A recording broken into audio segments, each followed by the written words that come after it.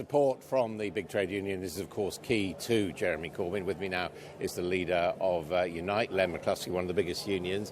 Do you think the Labour Party is ready to fight and win an early general election in the next 12 months? Yes, I do. I think it's been a good week. I think we've seen the re-election of Jeremy, another landslide victory. I think we've seen some excellent contributions, in particular from the front bench spokesman. And of course, the challenge now for Jeremy and his team is to try and unite the party and begin to develop a cohesive alternative strategy to the current government so that we can address people's fears and put to them a programme that will inspire them. Well, let's take the issues that are of concern to people. We know that a majority voted for Brexit. We also know that worries about migration and immigration played a big part in that. Is it a good idea for the leader to say he's not bothered about numbers, he doesn't want to do anything about immigration? I haven't heard him say that, Adam. Obviously, it's in all the newspapers, it's what's been briefed in advance. He'll address that in his speech, so we'll have to wait to see. But of course, the question of the free movement of labour is something that the Labour Party, indeed the Conservative government, have to deal with. It is an issue. It's an issue that is a concern to a number of people. And Jeremy himself has already talked in terms about greater collective bargaining, because what's happening with migrant labour, it produces a cheap pool of labour which greedy bosses use to drive down wages. If we had collective bargaining again in sectors, then that wouldn't happen. But if you allow unlimited free movement, that is simply going to continue, isn't it? Because those extra people are going to be in the workforce. I believe the question of free movement of labour is an issue not only in the UK but in Europe. Nobody ever talks about the countries where the migrant workers are coming from, being denuded of the skilled labour that is needed to bring their economies up. Yeah, but I mean, it sounds like you're saying you think there do need to be some kind of restrictions on people coming in, which is contrary to Jeremy Corbyn's position. I believe that there should be the issue of free movement of labour needs challenging, and the only person I've heard put forward a solution to it is Jeremy Corbyn. Free collective bargaining and proper collective sectoral bargaining will actually reduce the amount of cheap labour that is. Well, so you're saying that if you had the proper controls on the market, you wouldn't need to control the basic question of people from Romania or Poland wanting to come here? I think it would be less of an issue, less of a problem. I mean, just recently, Romanian nurses were given a 50% pay rise to stop them leaving their country.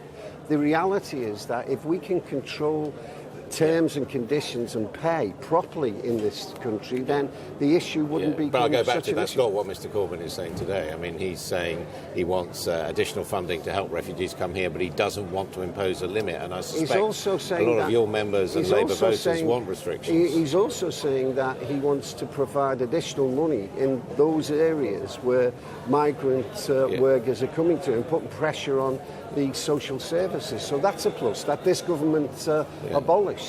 What about the ban on fracking that the Corbyn government proposes? Were you consulted on that in advance? I mean, that's going to affect your members. Well, my union's policy is to oppose fracking, certainly terrestrial fracking. So, of course... You do have members in the industry, well, we have, of course we do, and we have to kind of deal with that in a manner that responds to their concerns as well. This issue of fracking is a major debate taking place, and so what we are hoping for is that the debate will unfold and the issues surrounding the dangers of fracking will become more transparent. I mean, the point I'm really driving at is you know, we know the unions are a very important part of the Labour movement. You founded the party. We know that you have instinctive enthusiasm for some of the things that Mr. Corbyn's been saying, but I just wonder if you're being consulted about the nitty-gritty, because in the end this is about how it offends your members and your workers. Adam, the most important thing and the most exciting thing for me is that we have a Labour leadership who are genuinely interested in an industrial strategy, investing in manufacturing. That's the key to everything.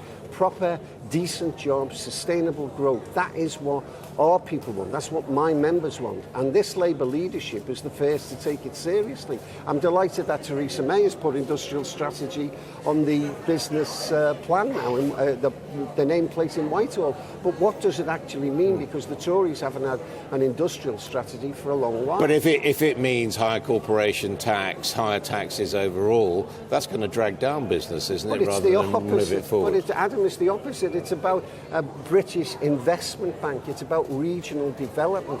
But where are you going to get that money from? It's going to be from taxing the businesses that exist. But no, it's a simple, some might say it's simple Keynesian logic, that if you can generate a demand within the economy. For example, 30 years ago, 65% of the wealth that we created went into the back pockets of workers. That's now down to 53%. Economists will tell you that that's disastrous for sustainable growth. What Jeremy Corbyn, and can I say this, what businesses, all blue chip companies that I deal with, what they are desperate for is investment and a government strategy. Corbyn's going to give them that. What about party unity? I mean, you've been one of the strongest critics of Blairites, as you like to call them. Would you like to see some of the post-Blairites now taking a front-rank role within the shadow cabinet? Oh, I think it's right now that the party should come together, and I think it will. We already know there's a number of MPs who've said they want to come back to the shadow cabinet, and of course I would encourage. I mean, did you agree with that speech from Tom Watson yesterday? I thought Tom's speech was extraordinary. It confused me. It seemed to be saying that New Labour and the Third Way was the way forward again. Now, it doesn't surprise me, Adam, because Jeremy Corbyn and John McDonnell are putting forward an alternative. The right wing of the party have got no vision, well, what it was saying, and so they're going back to yesteryear. Well, what it was saying was that the Blair government and the Brown government were successful governments, growth throughout that period, and that you had to work with business and private enterprise. We work with business and private enterprise. So what's extraordinary about what he was saying? I'll tell you what, there was no vision. It was yesteryear during the Blair years, and of course they did lots of good things, but we still lost 1 million manufacturing jobs. The gap between rich and poor continued. The seeds of inequality that we're suffering today were watered and sown there. So Tom's speech was, extraordinary. It did nothing to me in terms of telling us a vision going forward. It was the politics of yesteryear. Time for a new deputy leader? Well, if Tom wants to try and refresh his mandate, it'd be interesting to see what happens.